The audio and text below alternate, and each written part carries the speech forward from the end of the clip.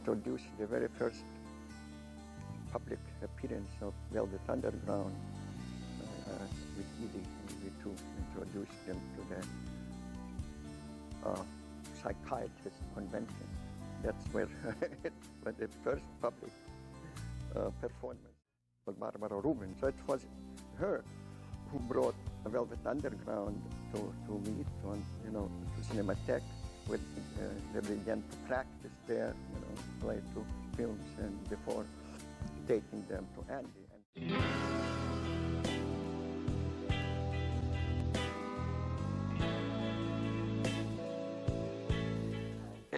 Andy's involvement with music, and specifically originally the Velvet Underground rock group, we became involved in the very end of 1965, and worked with in 1966, came about largely out of his perception that the Rolling Stones, with whom he had a social relationship and had seen every time he came to New York. So he'd seen them, and when he went to London, so he met them 2 or 3 times, and recognized how much money they were making.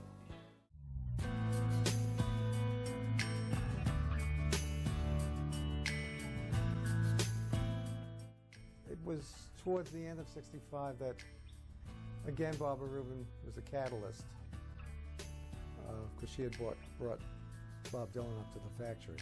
But, she said there was this group that was playing down at this coffee house in Greenwich Village called the Velvet Underground. She wanted me to see them,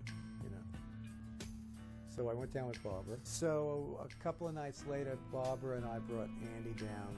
Andy invited them to come up to the factory to use the space for, rehearsals, to rehearse their music. They had been thrown out of a place in the village on 3rd Street, the Café Bizarre, because people couldn't dance to their music. The Café Bizarre, that's how lame it was. Can you imagine playing the Café Bizarre? The only thing bizarre about it was that it existed. Andy's influence on rock music is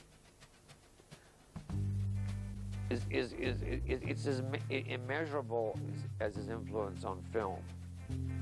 It's very hard to say.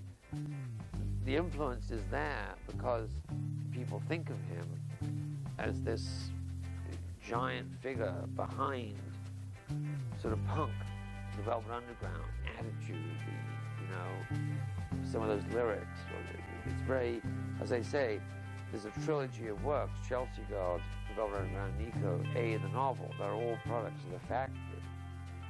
That record is a product of the factory. It was written and rehearsed at the factory.